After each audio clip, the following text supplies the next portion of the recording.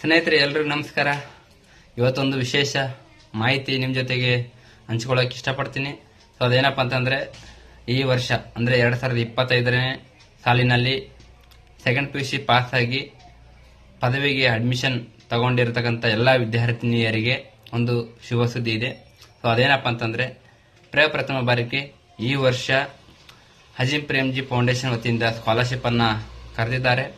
So ಈ ಒಂದು ಸ್ಕಾಲರ್ಶಿಪ್ಗೆ ಯಾರೆಲ್ಲ ಅರ್ಹರು ಅಂತಂದರೆ, 2025ನೇ ಸಾಲಿನಲ್ಲಿ PUC ಉತ್ತೀರ್ಣರಾಗಿರಬೇಕು ಹಾಗೂ ಈ ವರ್ಷ ಡಿಗ್ರಿ ಅಡ್ಮಿಷನ್ ಮಾಡಿರಬೇಕು.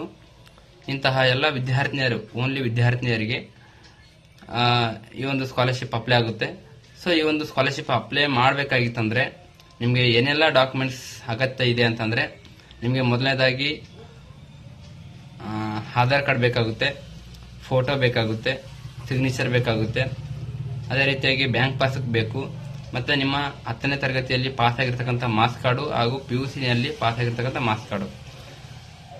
ಆಮೇಲೆ ಈ ವರ್ಷ ಡಿಗ್ರಿ ಅಡ್ಮಿಷನ್ ಮಾಡಿರ್ತಕ್ಕಂಥ ರಿಸಿಪ್ಟ್ ಇರಬೇಕು. ಆ ರಿಸಿಪ್ಟ್ ಮೇಲೆ ನಿಮ್ಮ ಕಾಲೇಜಿನಿಂದ ಸೀಲು ಮತ್ತು ಸೈನ್ ಆಗಿರಬೇಕು. ಅಥವಾ ಈ ಒಂದು ರಿಸಿಪ್ಟ್ ಇರಲಿಲ್ಲ ಅಂತಂದರೆ ಬೋನಫೈಡ್ ಸರ್ಟಿಫಿಕೇಟ್ ಅಂತೇಳಿ ಒಂದು ಬರುತ್ತೆ. ಸೊ ಅದನ್ನು ನೀವು ಅಪ್ಲೈ ಮಾಡಬಹುದು.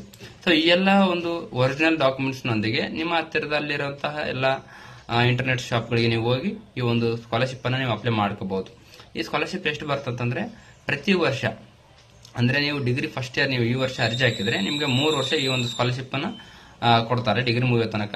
ಸೊ ಪ್ರತಿ ವರ್ಷ 30,000 ರೂಪಾಯಿ ವಾರ್ಷಿಕವಾಗಿ ನಿಮಗೆ ಸ್ಕಾಲರ್ಶಿಪ್ ಬರುತ್ತೆ. ಅಂದ್ರೆ ನಿಮ್ ಡಿಗ್ರಿ ಮುಗಿಯೋಷ್ಟರಲ್ಲಿ 90,000 ರೂಪಾಯಿ ನಿಮಗೆ ಸ್ಕಾಲರ್ಶಿಪ್ ಅನ್ನ ಬಂದಿರುತ್ತೆ.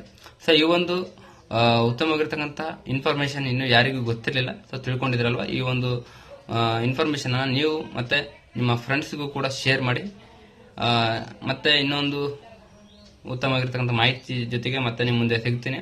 ಸೊ ಇನ್ನು ಯಾರು ನಮ್ಮ ಚಾನಲ್ ಅನ್ನ ಸಬ್ಸ್ಕ್ರೈಬ್ ಮಾಡ್ಕೊಂಡಿಲ್ಲ, ನಮ್ಮ ಪೇಜ್ ಅನ್ನು ಯಾರು ಫಾಲೋ ಮಾಡಿಲ್ಲ, ಎಲ್ಲರೂ ಫಾಲೋ ಮಾಡ್ಕೊಳ್ಳಿ, ಸಬ್ಸ್ಕ್ರೈಬ್ ಮಾಡ್ಕೊಳ್ಳಿ. ಮತ್ತೆ ನೆಕ್ಸ್ಟ್ ವಿಡಿಯೋದಲ್ಲಿ ಬರ್ತೀನಿ. ಅಲ್ಲಿವರೆಗೂ ಟಾಟಾ ಬಾಯ್, ಸಿ ಯು, ನಮಸ್ಕಾರ.